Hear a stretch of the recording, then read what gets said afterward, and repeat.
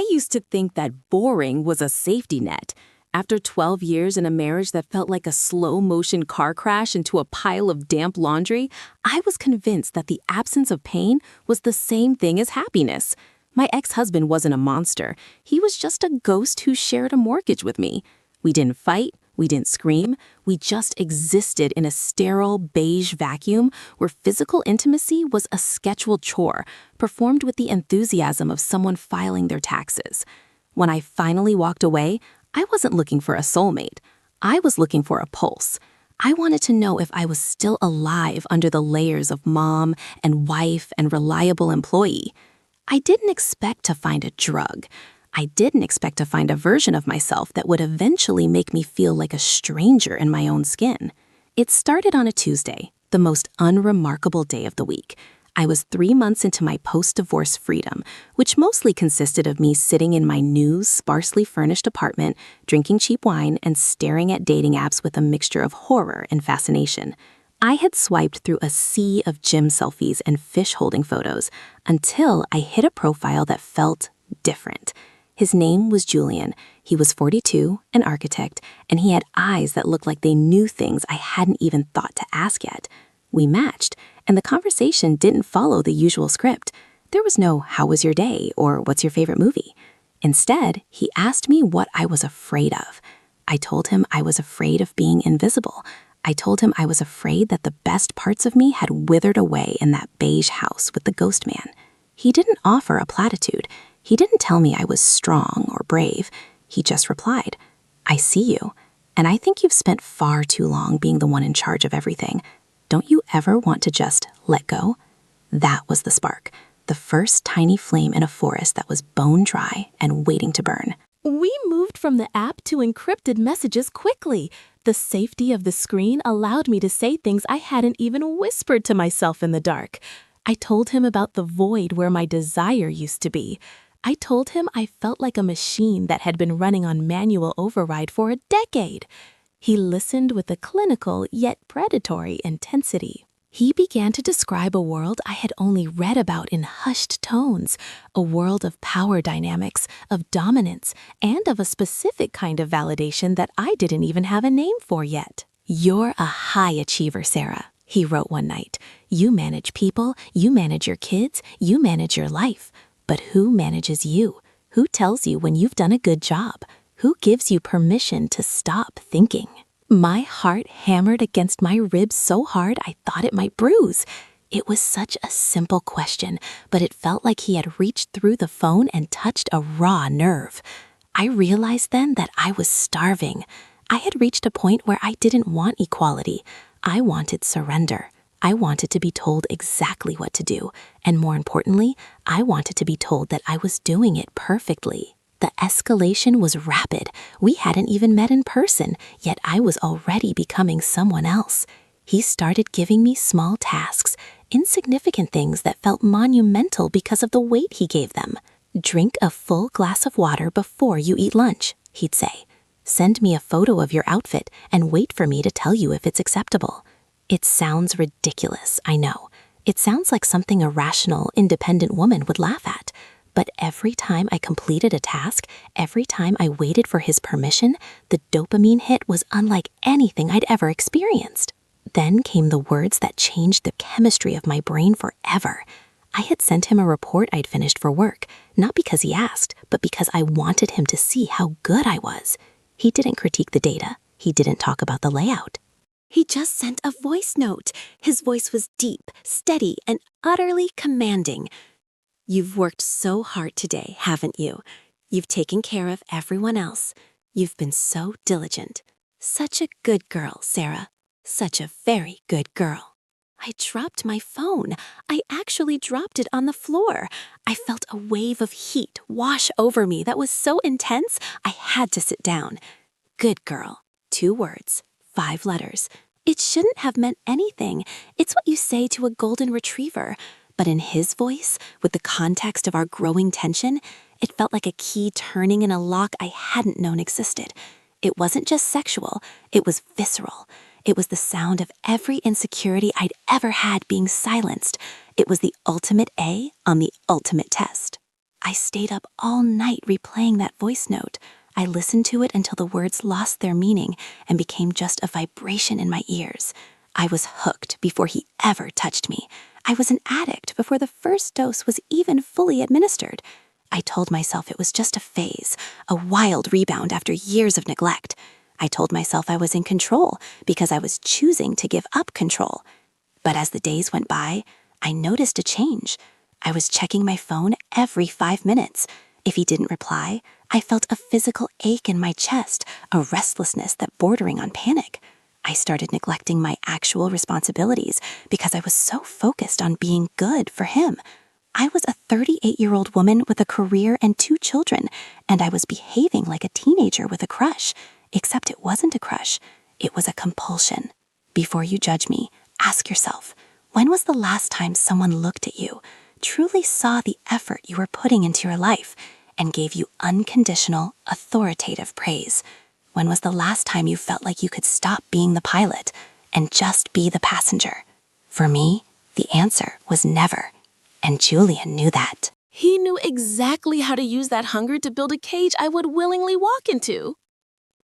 The tension between us was a physical thing now, a rubber band stretched to its absolute limit. Every text, every good girl, every instruction was pulling it tighter.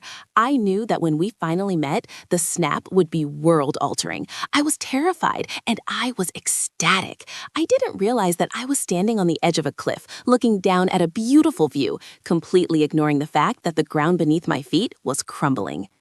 I remember looking in the mirror the morning we were supposed to meet. I didn't recognize the woman looking back.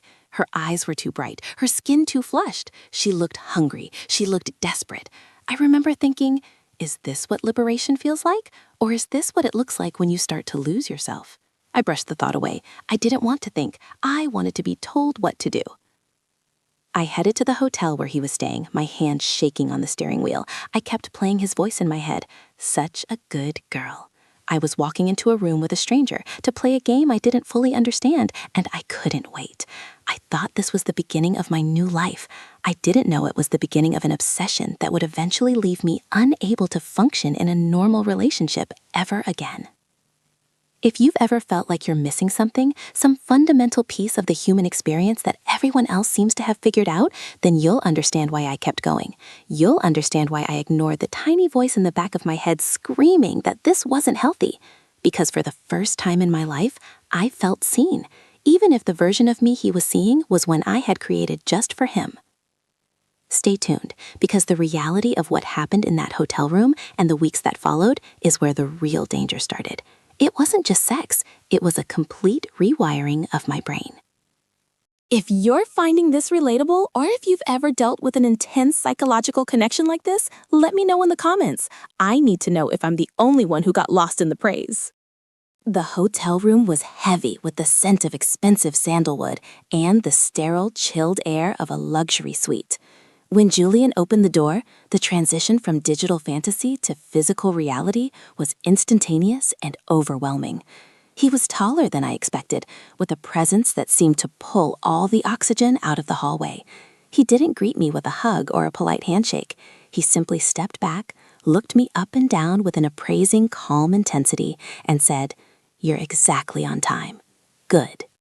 That one word, good, sent a jolt through me that made my knees weak. I followed him inside, the click of the door locking behind me sounding like the start of a new chapter. For the next few hours, I existed in a blur of sensory overload. It wasn't just the physical act, it was the theater of it. He moved with a deliberate, slow confidence, guiding me through the roles we had discussed. Every time I followed an instruction, he would murmur those life-altering words of praise into my ear. "You're doing so well for me, Sarah. Look at how perfectly you're behaving." I felt a profound sense of safety. It was a paradox. I was more vulnerable than I had ever been, stripped of my titles, my clothes, and my ego, yet I felt shielded. In my marriage, I had been the one who carried the mental load, the one who anticipated every problem and solved every crisis. Here, I was relieved of the burden of choice. I was a vessel for his approval. For the first time in a decade, the constant buzzing anxiety in my brain went silent. The only thing that mattered was the heat of his voice and the high of being good. When I left the hotel that night, I felt like I was glowing. I drove home in a daze. The mundane world around me, the streetlights, the late-night grocery shoppers, the rhythmic blinking of my turn signal seeming dull and two-dimensional compared to the vivid electricity of that room. I told myself this was exactly what I needed. It was a friends with benefits arrangement, but with a specific, spicy flavor. It was therapeutic. It was an outlet. We established a routine. Every Thursday, I would shed my real life and become his. For 3 months, it was perfect. We spent our time exploring the boundaries of my new addiction. He introduced me to the finer points of praise kink, learning exactly which words triggered the deepest responses in me. He learned that I didn't just want to be told I was pretty. I wanted to be told I was useful, that I was obedient, that I was valued. In between our meetings, the aftercare was just as intoxicating. He would check in on me throughout the week, offering little bits of guidance that kept me tethered to him. Have you taken your vitamins today? Tell me you've taken them. I would reply instantly, desperate for the good girl that would follow. It was a feedback loop of validation that I began to prioritize over everything else. I started making sacrifices for the relationship without even realizing I was doing it. I turned down a promotion at work because I knew the added stress would make me less available for our sessions, and I didn't want to risk being bad or distracted. I pulled away from my friends because I couldn't explain to them why I was suddenly so obsessed with a man they had never met. How do you tell your suburban mom friends that you've discovered you're a submissive who thrives on being managed? You don't. You just become an island. I was building my entire identity around being the person Julian wanted me to be. I convinced myself that this was the most authentic version of me. The narrator in my head, the one who used to be analytical and logical, was being drowned out by the narrator who only wanted to please. I started to view my life through his eyes. When I cleaned my house, I wasn't doing it for my kids or myself. I was doing it so I could tell him I was being productive. When I went to the gym, I was doing it so I could feel his hand on my waist and hear him tell me I felt perfect. I had never felt so seen. And yet, looking back, I realized I was becoming invisible again. Only this time, I was the one erasing myself. About 4 months in, the cracks started to show, but they weren't in the sex. The sex was still a 10 out of 10. The kink was working exactly as intended. The problem was the silence in between. One night, after a particularly intense session, we were lying in the dark. The adrenaline was fading, replaced by that heavy, post-intimacy vulnerability. I wanted to talk. I wanted to tell him about a dream I'd had, or a fear I was feeling about my daughter starting middle school. I wanted to know about his childhood, his favorite book, or why he always looked a little sad when he talked about his father. I turned to him, my voice soft. "Julian, what are you thinking about right now?" He didn't even look at me. He was checking his watch. "I'm thinking that you did a wonderful job tonight, Sarah. You should be proud of yourself." It was a wall, a beautiful, gold-plated wall, but a wall nonetheless. I realized in that moment that Julian wasn't interested in Sarah, the woman with the complicated life and the messy emotions. He was interested in Sarah, the good girl. The kink wasn't just a part of the relationship. It was the relationship. To him, I was a high-performance machine that he enjoyed operating. He didn't want to know about my kids or my job or my soul. He wanted to maintain the dynamic. I felt a cold shiver of realization. I was providing him with a service, a place to be powerful, and he was providing me with a drug. But there was no us. I tried to bridge the gap. Over the next few weeks, I began to insert more of my real self into our conversations. I stopped waiting for his permission to speak. I pushed back on some of his instructions, not out of a desire to be bad, but out of a desire to be real. The response was chilling. He didn't get angry. He didn't yell. Instead, he simply withdrew the praise. When I didn't follow an instruction to the letter, he wouldn't say, "Good girl." He wouldn't say anything at all. He would just go cold. The silence was agonizing. It was like a physical withdrawal.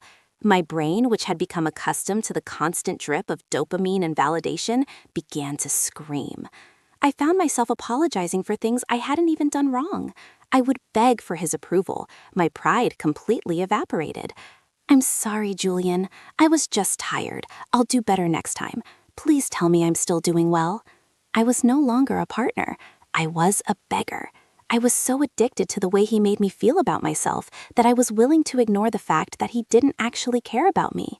I was sacrificing my emotional well-being for a good girl and a pat on the head. I started to feel a deep, gnawing sense of shame. I was an educated, independent woman. How had I ended up here? How had I allowed a man to have this much power over my internal state? I would sit in my car after our meetings and cry. Not out of sadness, but out of a confusing mixture of relief and self-loathing. I felt like a good girl in the room, but a pathetic one the moment I stepped outside. The setup was complete. I had allowed him to build the cage, and I had handed him the keys. I was emotionally dependent on a dynamic that had no foundation in reality. I was in love with the way he saw me, but I was starting to realize that he didn't see me at all. He saw a role. And I was playing it so well that I was starting to forget who I was when I wasn't on stage. I kept telling myself I could fix it. I could make him love the real me. I could integrate the kink into a healthy, emotional relationship. I just had to be good enough to earn his heart. I didn't see that in his world. You don't give your heart to someone you're managing. You just keep them in line. Before long, the psychological games began to shift from the bedroom into my actual life, and that's when the escalation became dangerous. If you've ever felt like you were losing your identity to please someone else, you know how hard it is to see the exit sign when you're blinded by the search for approval. The shift from playful power to psychological warfare happened so gradually that I didn't even notice the temperature rising until the water was boiling. It started with Julian's rules bleeding out of the hotel room and into my everyday life. He began to frame his control as a form of care, the ultimate gaslighting technique. He would tell me that my friends were a distraction from my personal growth.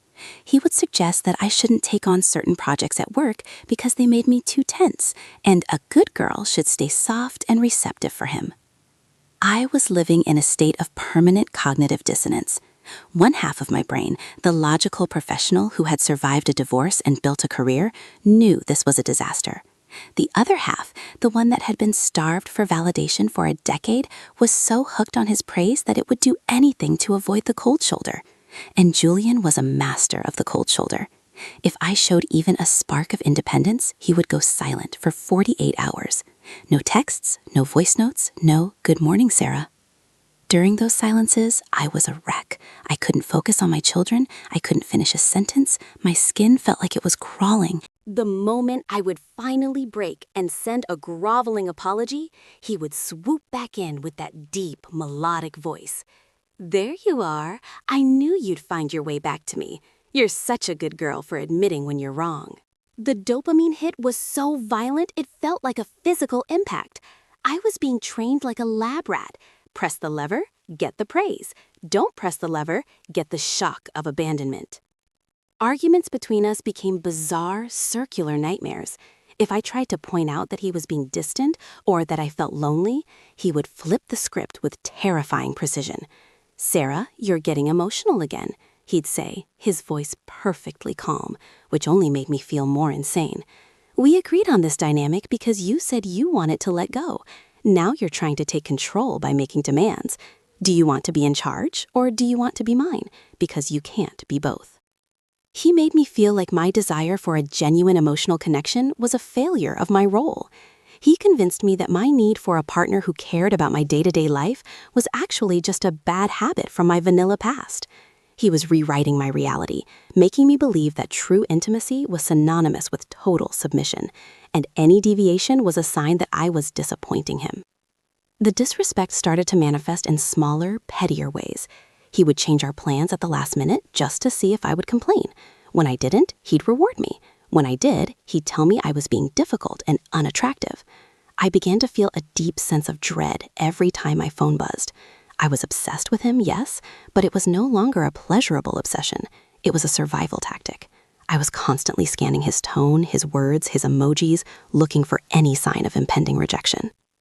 I remember one specific night, about 6 months in. I had had a terrible day. My youngest had been sick, a client had yelled at me, and I felt like I was failing at everything. I messaged Julian, just looking for a shred of human comfort. I didn't even want the kink. I just wanted to be told it was going to be okay. I wrote, "Hey, I'm having a really hard time today. Can we just talk? I really need a friend right now." His reply came 20 minutes later. "A friend? Sarah, I think you've forgotten who we are to each other. I'm not the person you vent to about your mundane stresses. I'm the person you come to when you want to escape them. If you can't leave your mom problems at the door, then you aren't ready for me tonight. Why don't you go take a bath, calm down, and try being a good girl again tomorrow?" I sat on the floor of my bathroom and cried until my ribs ached. I wasn't a person to him. I was a specialized toy. And the most sickening part? I still wanted him. I still wanted that good girl more than I wanted my own dignity. I went to sleep that night hating myself. Yet, the first thing I did when I woke up was check to see if he had sent a reward text for my silence. The manipulation was so complete that I started to gaslight myself. He's just being consistent, I'd tell myself. He's helping me stay disciplined. This is what I asked for.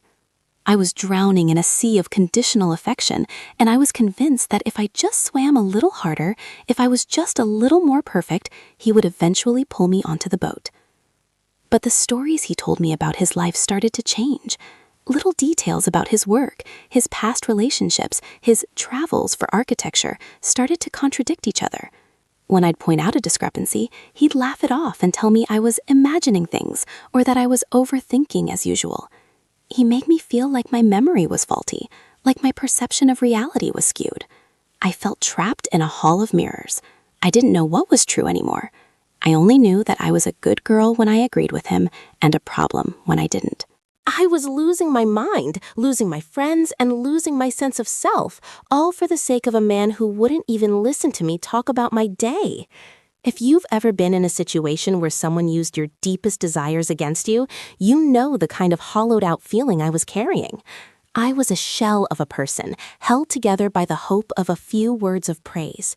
I didn't realize that the reason the stories weren't adding up wasn't because I was overthinking. It was because the entire foundation of our honest dynamic was built on a lie so massive it would eventually shatter everything.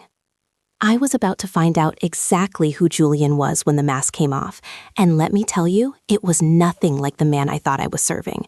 Have you ever felt that gut feeling that something is deeply wrong, but you were too afraid of losing the high to investigate?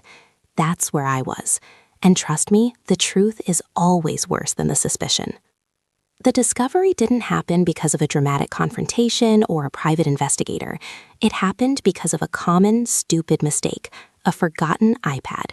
We were at his place, a rare occurrence as we usually met at hotels, and he had stepped out to take a client call that he insisted was private.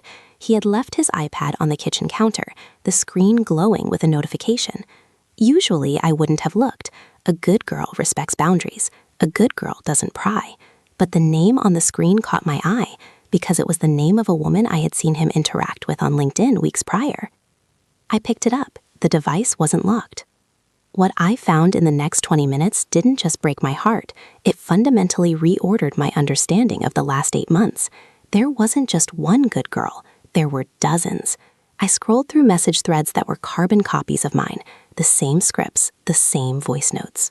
The same tasks. He had a folder on his desktop labeled protocols, and inside were spreadsheets. Spreadsheets! He had my name, my kids' names, my triggers, and my progress logged next to 15 other women. I saw my own vulnerability turned into data points. He had notes on how to manage my emotional outbursts by using silence. He had a schedule for when to send the praise voice notes to maximize the dopamine response.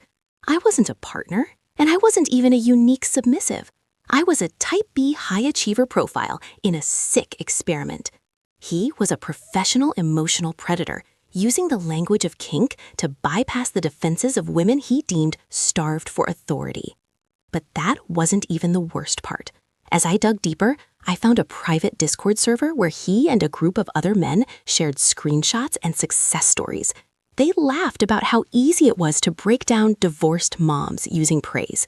They called it the God script. They traded tips on how to gaslight us into thinking our intuition was just vanilla baggage.